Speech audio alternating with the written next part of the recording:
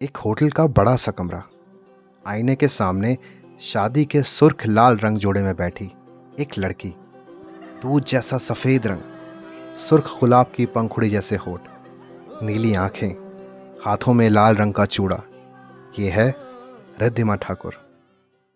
मेरा नाम है कथावाचक और मैं कहानियाँ सुनाता हूँ। मेरी आज की कहानी है विवाह एक पवित्र बंधन, भाग 1, रिटन बाय ज्योति जैन। उम्र बस 19 साल, आंखों में ढेर सारे सपने और होठों पर ढेर सारी शिकायतें। शिकायतें तो बहुत सारी हैं, लेकिन ऐसा कोई नहीं जिसको वो इन शिकायतों के बारे में बता सके। ऐसा नहीं है कि उसका इस दुनिया में कोई नहीं, फला फूला परिवार है। उसके माँ, पापा, छोटा भाई, एक बड़ी बहन। उससे ज़्यादा खुश नसीब तो उसकी बहन सिद्धि है।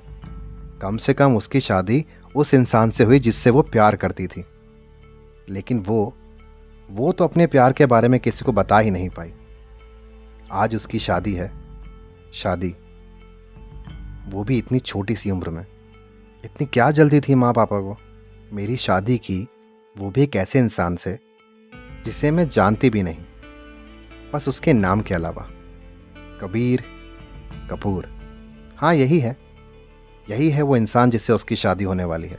कुछ ही घंटों बाद वो ठाकुर से कपूर बन जाएगी। बदल जाएगा उसका सरनेम, उसकी किस्मत और साथ ही उसकी ज़िंदगी भी। नफ़रत, हाँ नफ़रत, बस यही है मेरे दिल में तुम्हारे लिए मिस्टर कबीर कपूर। नफ़रत करती हूँ मैं तुमसे, वो भी इतनी ज़्यादा जो किसी ने ना की होगी तुमसे आज तक। ज़िंदगी में हमेशा मैंने वही पाया जो मैंने चाहा, लेकिन सिर्फ तुम्हारी वजह से आज मैं अपने सपनों को खोने जा रही हूँ। प्यार करती हूँ मैं किसी और से, हाँ बहुत ज़्यादा प्यार करती हूँ, लेकिन सिर्फ तुम्हारी वजह से आज मैं अपने प्यार से भी दूर हो गई। नफ़रत करती हूँ मैं मिस्टर कबीर कपूर, तुमसे नफ़रत। और तुम्हारी ज़िंदगी को मैं अपनी नफ़रत की आग से इतना ज़्यादा जला दूंगी कि तुम्हारे पास मुझसे डिवोर्स लेने के अलावा कोई और तरीका नहीं बचेगा। बहुत शौक़ है ना तुम्हें शादी करने का? अब देखते जाओ ये शादी तुम्हें कैसे बर्बाद करती है। तुमने मेरी ज़िंदगी की सारी खुशियाँ छीन ली और अब मेरी बारी है। जो तुम्हारी ज़िंदगी को जहन्नुम ना बना दिया तो मेरा नाम रिद्धि ठाकुर नहीं। तभी उसकी बहन दरवाजे से अंदर आती है। सिद्धि, तू रो क्यों रही है? देख रिद्धि, अभी भी वक्त है। जाने मुझे क्यों लग रहा है कि तू इस शादी से खुश नहीं है। अगर तेरे दिल में कोई भी और बात है तू मुझे बता सकती है, और अगर तू ये शादी नहीं कर सकती तो मना कर दे। मैं जाकर मम्मी पापा को समझा दूंगी, लेकिन किसी रिश्ते में ज़बरदस्ती बनना सही नहीं है, ना ही तेरे लिए और ना ही कबीर के लिए। मुझे तो समझ ही नहीं आ रहा कि तुम दोनों बिना एक दूसरे को देखे, बिना एक दूसरे को मिले शादी के लिए हाँ कैसे कर सकते हो? तुम दोनों ही एक दूसरे के नाम को जानने के अलावा एक दूसरे के बारे में कुछ भी नहीं जानते हो। सिद्धि अपने आंसू को पोंछकर, अरे मेरी प्यारी दी, आप कैसी बात कर रही हो? अगर मुझे शादी नहीं करनी होती तो क्या मैं आज के दिन का वेट करती? मैं मम्मी पापा को ये बात कब की बता देती। और मैं ये बात अच्छे से जानती हूँ कि वो दोनों भी शादी के लिए मेरे से ज़बरदस्ती नहीं करेंगे। इसलिए आप मेरी टेंशन छोड़िए और जीजू की टेंशन लीजिए। फिर हंसकर पीछे से अपनी बहन को गले लगाकर, अभी तक मैं उनसे ठीक से मिली भी नहीं हूँ। है कहाँ वो? कहीं और किसी के पीछे तो नहीं? ध्यान रखिए उनका। सिद्धि अपने सिर पर हल्की सी चपत लगते हुए, सब समझती हूँ मैं, मेरा ध्यान भटकाने के लिए कह रही है ना तू ये सब। चल मान लेती हूँ तेरी बात, फिर तेरी आंखों में आंसू क्यों हैं? रिद्धि, बात तो कुछ नहीं है, पर तुमको छोड़कर जाने का ख्याल जब मन में आया तो आंसू खुद ब खुद बाहर आ गए। सिद्धि, लेकिन उसकी बात पूरी होने से पहले ही एक महिला दरवाजे के अंदर आती है और वो कहती है, चलो बेटा, जयमाला का वक्त हो चुका है, और वह उसे लेकर जाने लगती है। सिद्धि, माँ मुझे आपसे कुछ बात करनी है, मुझे इस शादी में कुछ अजीब लग रहा है।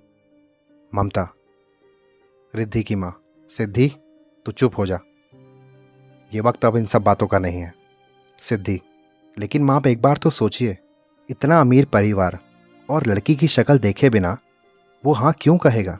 यहाँ तक कि उसने शादी से पहले मिलने से भी मना कर दिया, और सगाई का भी कोई प्रोग्राम नहीं रखा गया। और सब कुछ इतनी जल्दी हो रहा है, मुझे तो दाल में कुछ काला नज़र आ रहा है। ममता, सिद्धि, मैं अच्छे से जानती हूँ कि तुम्हें अपनी बहन की बहुत चिंता है, लेकिन हम भी उसके माँ बाप हैं। वह हमारी भी बेटी है, कोई सौतेली नहीं जो हम बिना सोचे समझे उसकी शादी किसी भी इंसान से करा दें। तुम्हारे पापा कबीर को बहुत अच्छे से जानते हैं और वो बहुत ही शरीफ और नेक बच्चा है। इसलिए इन सब बातों को छोड़ो और रिद्धि को नीचे लेकर जाओ। सब इंतज़ार कर रहे हैं। रिद्धि, मामा ये लहंगा बहुत भारी है, आपको क्या ज़रूरत थी इतना भारी लहंगा खरीदने की? ऊपर से ये ज्वेलरी, मुझे इन सब का बोझ बर्दाश्त नहीं हो रहा है। आप जानते हो ना मुझे ये सब चीज़ें पसंद नहीं हैं।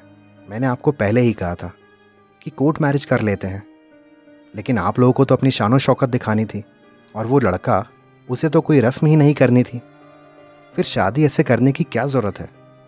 लेकिन ये अमीर लोगों के चोचले, ये लोग ही जाने।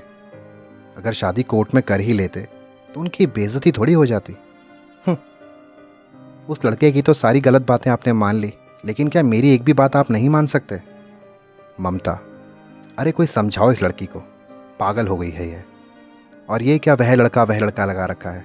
कबीर नाम है उसका, होने वाला पति है तुम्हारा, तो थोड़ा इज्जत से बात करो। कोई और लड़की होती तो खुशी से पागल हो जाती कि उसे इतना अच्छा ससुराल मिल रहा है, शहर के सबसे अमीर परिवार में उसकी शादी हो रही है। लेकिन एक ये है, इसे खुशी बर्दाश्त ही नहीं हो रही। इतने बड़े घर में तेरी शादी हो रही है, लहंगा तो भारी होगा ही, और फिर हमारी भी तो कोई रेपुटेशन है समाज में। चल अब जल्दी, और हाँ, संभल कर चलना। सिद्धि, इसे लेकर जल्दी नीचे चल, इससे पहले कि ये लड़की मुझे पागल कर दी अपनी बातों से। रिद्धि अपनी माँ और अपनी बहन के साथ नीचे आती है। सबकी नज़रें उसकी तरफ पलट जाती हैं। सब लोग उसे इस तरह मुंह फाड़ के देख रहे थे मानो आज पहली बार किसी सुंदर लड़की को देखा हो। लेकिन उसे तो कुछ नज़र ही नहीं आ रहा था। उसके चेहरे पर एक लंबा घूंघट जो डला हुआ था, वह धीरे धीरे स्टेज की तरफ बढ़ रही थी। रिद्धि अपने मन में खुद को बोलती हुई, हे भगवान, आज प्लीज़ मेरी इज्जत सबके सामने रख लेना। कहीं ऐसा ना हो कि इस भारी भरकम लहंगे में उलझकर मैं सबके सामने गिर जाऊं। फिर वह स्टेज पर चढ़ जाती है। फिर जयमाला की रस्म शुरू हो जाती है। रिद्धि ने यहाँ तक अभी अपने होने वाले पति का चेहरा भी नहीं देखा था। अगर वह उसके बारे में कुछ जानती थी तो वो था बस उसका नाम। शुक्र गायत्री ओम भार्गवाय विद्महे धनुर्हस्ताय। धीरे धीरे करके शादी की सभी रस्मों को निभाया जा रहा था। पहले उनके फेरे हुए, फिर 7 वचन जो उन दोनों ने साथ में मिल के लिए। लेकिन रिद्धि अपने मन में कह रही थी वह इन वचनों को कभी नहीं मानेगी। फिर कबीर ने सिंदूर को उसकी मांग में भरा और एक प्यारा सा डायमंड मंगलसूत्र उसको पहनाया, जिसे देखकर वह मन ही मन बोल रही थी, ये मंगलसूत्र नहीं, मेरे गले में फांसी का फंदा है। कितनी घुटन हो रही है मुझे यहाँ। न जाने कब ये सारी रस्में ख़त्म होंगी। मेरी ज़िंदगी का सबसे बड़ा दिन मेरी बर्बादी का दिन बन जाएगा। उसका दिल बार बार रोए जा रहा था और आंखों से आंसू रुक ही नहीं रहे थे। और फिर विदाई का वक्त भी आ गया। रिद्धि के पापा ने उसे गले से लगाया और गले लगाते ही जोर से रो पड़े। रिद्धि बहुत देर से अपने आप को कंट्रोल किए हुए बैठी थी, लेकिन अपने पापा को इस तरह रोते हुए देख वह भी अपने आप को रोक नहीं पाई और ज़ोर ज़ोर से रोने लगी। और उसके बाद वो अपनी माँ के गले लगी और फिर अपनी बहन के। वह ज़ोर ज़ोर से रोए जा रही थी। कुछ तो अपने माँ पापा को छोड़ने का गम और कुछ अपने प्यार को ना पाने का गम। वह आज एक ऐसे रिश्ते से बन गई थी जिसे वह मानना ही नहीं चाहती थी। यह शादी सिर्फ उसने अपने माँ बाप के लिए की थी, क्योंकि वह उन्हें सड़क पर नहीं देखना चाहती थी। फिर उसके पिता उसका हाथ कबीर के हाथ में देते हुए बोले, कबीर बेटे, मेरी बेटी मेरे कलेजे का टुकड़ा है। अभी वो नादान है, नासमझ है। अगर वह कोई भी गलती करे तो उसे डांटना मत, बल्कि प्यार से समझाना। वह बहुत सेंसिटिव है, प्लीज़ उसका ध्यान रखना। कबीर सीरियस टोन में, सब प्लीज़ आप उसकी टेंशन मत लीजिए, मैं उसका पूरा ध्यान रखूँगा। रिद्धि के पापा, मुझे पूरा विश्वास है कि तुम उसका पूरा ध्यान रखोगे, लेकिन क्या करूं, एक बेटी का बाप हूं ना, ये सब कहना पड़ता है। तो आज से मैं तुम्हारा भी पिता हुआ, तो सर नहीं पापा कहो। कबीर, जी पापा। यह कहकर उसने रिद्धि के पापा के पैर छुए। आज पहली बार रिद्धि ने कबीर की आवाज़ सुनी थी। वो अपने मन में, इतनी सख्त आवाज़ किसकी होती है? और उसने पापा से कितनी कड़क आवाज़ में बात करी। ऐसा लग रहा था मानो अपने ऑफिस के किसी एम्प्लॉय को ऑर्डर दे रहा हो। मुझे आज अपना घर छोड़ के हमेशा के लिए किसी और के घर जाना होगा। आज मुझे ऐसा लग रहा है जिसने भी ये रिवाज बनाया, एक बार मुझे वो मिल जाए तो मैं उसका मुंह तोड़ दूं। फिर मेरी माँ ने आकर मेरा मुंह घूंघट से ढक दिया। मेरे पापा ने मुझे गाड़ी में बिठाया और फिर मेरे बगल में आकर मेरे सो कॉल्ड पतिदेव बैठ गए।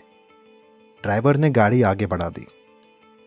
जैसे ही गाड़ी आगे बढ़ी, मेरा मन ज़ोर ज़ोर से रोने कर रहा था, लेकिन मेरी आवाज़ किसी को सुनाई ना दे, इसलिए मैंने अपना हाथ अपने मुंह पर रख लिया था। अपने मन में, I hate you mister Kabir Kapoor, तुमने मेरे पापा को तो बर्बाद होने से बचा लिया, लेकिन उसकी वजह से तुमने मुझे बर्बाद कर दिया। मेरा सब कुछ छीन लिया तुमने। कबीर एक कड़क आवाज़ में, इतना ज़्यादा रोने की क्या ज़रूरत है? तुम तो ऐसे रो रही हो जैसे अपने घर नहीं बल्कि इंडिया को छोड़ के बाहर जा रही हो। कबीर की आवाज़ कानों में पड़ते ही मैंने गुस्से में अपने आंसू पोंछ लिए और बोली, तुम्हें अपना घर छोड़ के कभी किसी अजनबी के साथ घर जाना पड़े तो शायद तुम्हें पता चलता। खाली पीली भाषण सुनाना बहुत आसान होता है।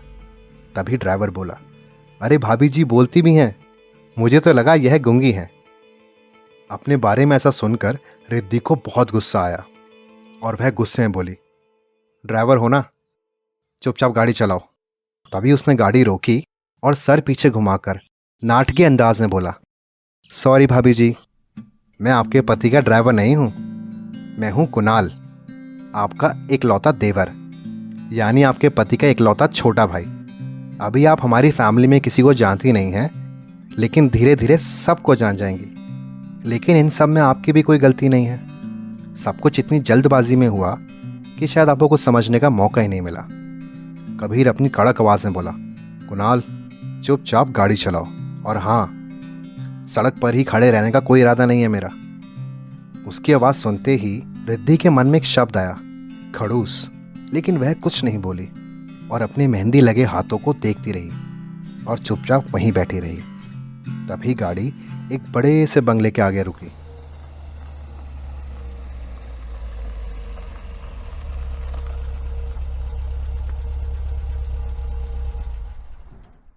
मेरा नाम है कथावाचक और मैं कहानियाँ सुनाता हूँ।